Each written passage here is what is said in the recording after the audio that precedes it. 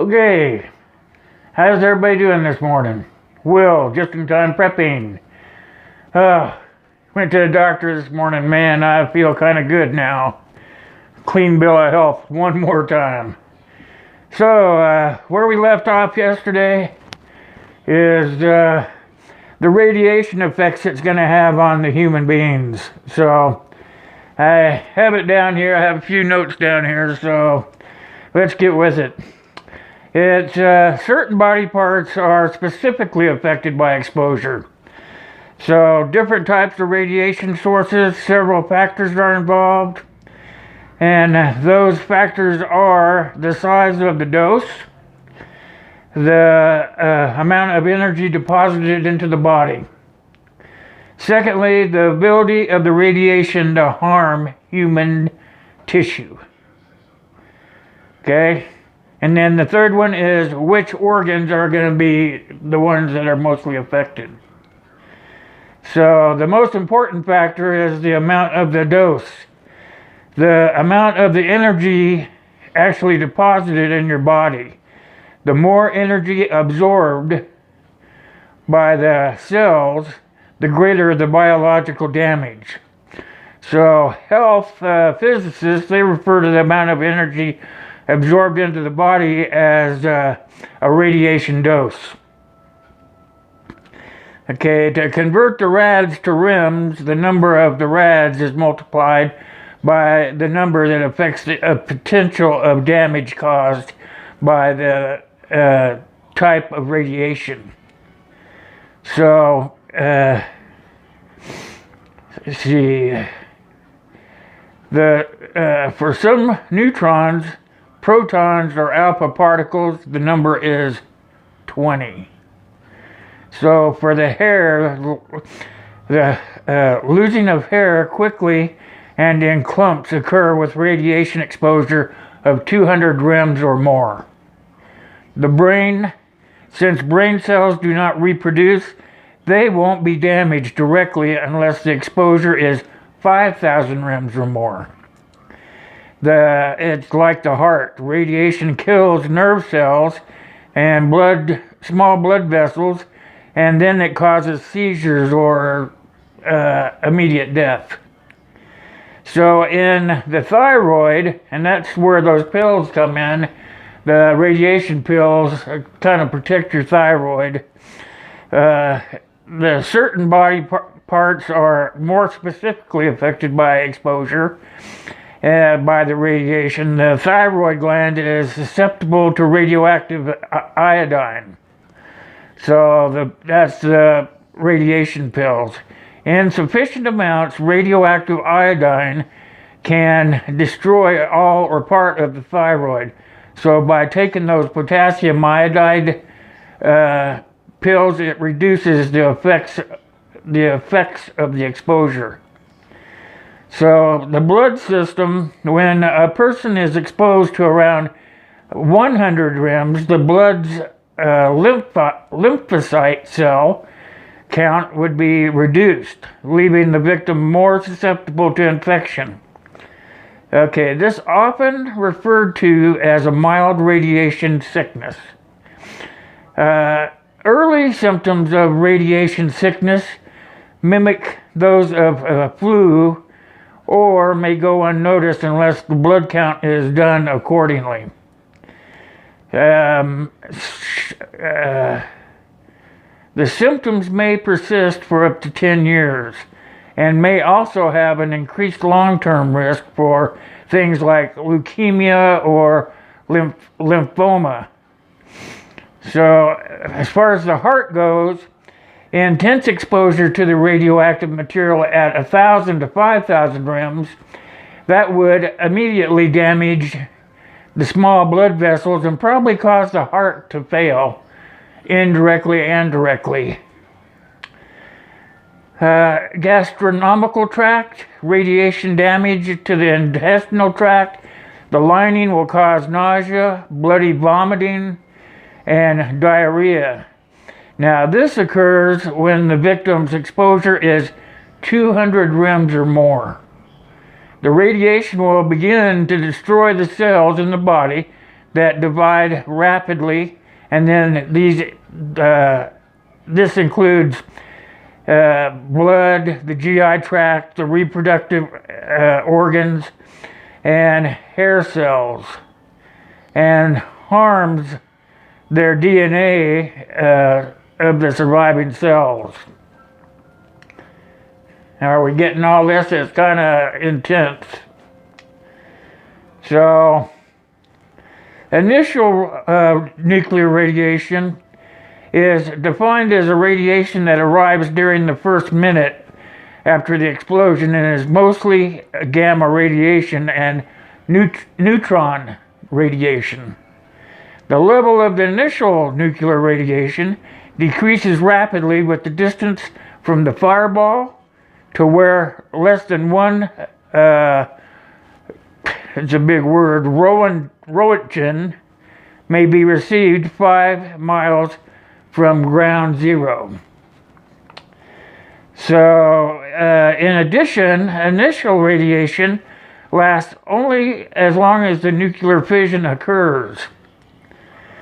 And initial nuclear radiation repression is about 3% of the total energy of the nuclear system.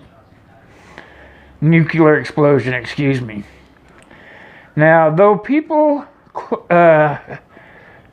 close to the ground zero may receive lethal doses of radiation, they concurrently will be killed by the blast wave and the thermal pulse, which means it's going to hit you so hard it's going to kill you deader than a doornail.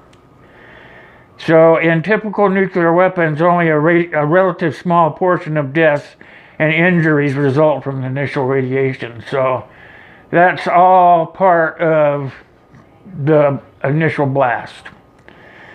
Okay, so residual nuclear radiation, the residual radiation from the nuclear explosion is mostly from radioactive fallout.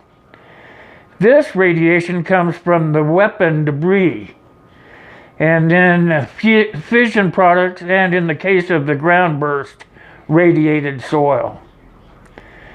So there are over 300 fission products that may result from the fission reaction, and many of these are radioactive with a widely differing half-life. So some of are very short, and others are longer, up to 10 years, 1,000 years.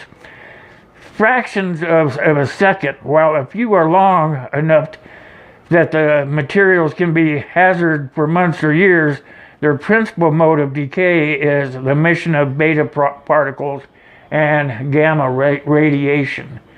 So as you can see from the initial blast, it's going to really affect the body. If you're close to the blast, it's going to kill you just from hitting you. But if you're far enough away from the blast, they're saying 1.2 miles, 1.5 miles, etc. It's going to still probably kill you in the long run, but it'll start out by hair loss and your organs getting starting to shut down. So that's the rest of the series. We're done. I just wanted you to make sure that you got everything that you needed to know about a nuclear explosion and how important it is for you to, as soon as the bell goes off or the siren, whatever, go underground. That's going to be the safest place for you to be. Stay underground for up to 2 weeks. Give that fallout time to fall out. It's going to still be in the soil, but it's going to be less than the initial blast. Because I'm trying to explain this to you. If you're outside the initial blast area, you need to be underground for 2 weeks. That's to give all that fallout time to settle down into the ground, and it'll just start slowly dissipating. Now, the closer you are to the blast, the longer it's going to take to dissipate. So you want to make sure that you're far away from the blast.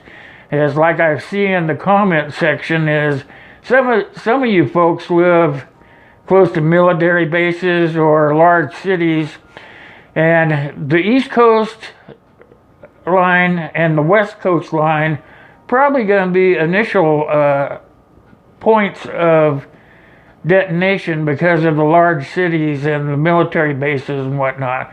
There are still military bases within the nation, and those probably won't be as dangerous to be hit by a nuclear attack.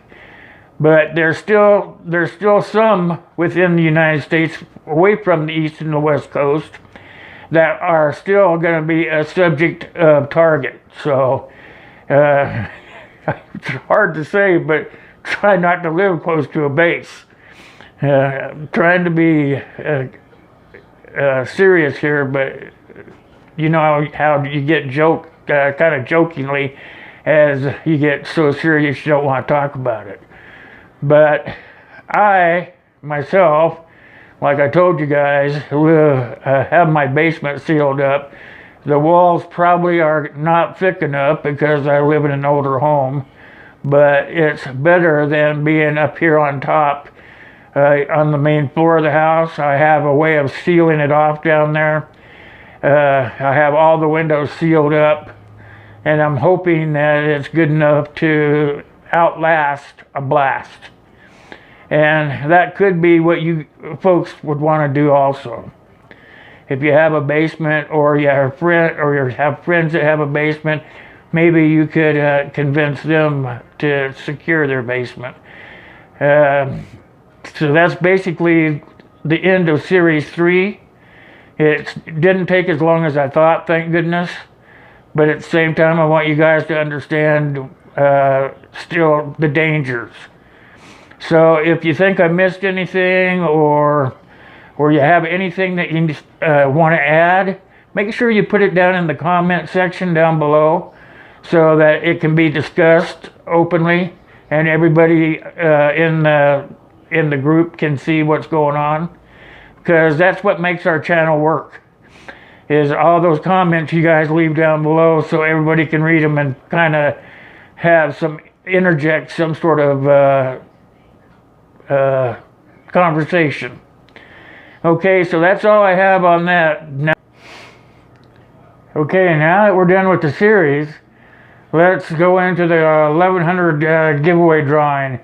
Want you guys to know we're about 20 away from hitting the 1100 mark. I still haven't received VRs from some of you folks, which are video responses, telling me what you want from the channel this year. And all you have to do is make one for anywhere from 5 minutes or less, telling me what you want, and give me the keyword. And you'll be entered into the drawing to win that 3-day, 3-person survival pack. It's a very good pack, and it's got a lot of stuff in there. So I really want you guys to get those VRs in as soon as possible, because we're running out of time. I think that's about all I have for today. I want you guys to know that I couldn't be doing any of this stuff without you, and that I love you more than you'll ever know. I just love the support that you're giving the channel, and the input that you're putting in, and everything is just wonderful. So for now, it's God bless me, and God bless you, and God bless US of A. Thanks for watching.